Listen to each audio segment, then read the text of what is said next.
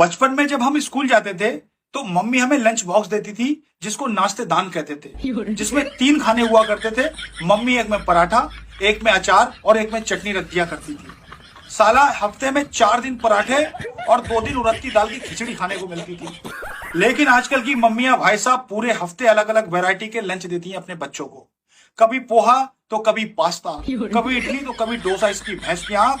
और टिफिन भी भाई साहब आजकल के इतने फैंसी और स्टाइलिश चल गए हैं। किसी पे डोरीमोन बना है तो किसी पे स्पाइडरमैन, किसी पे मोटू पतलू तो भाई साहब किसी पे छोटा भीम, इसकी भैंस की आंख।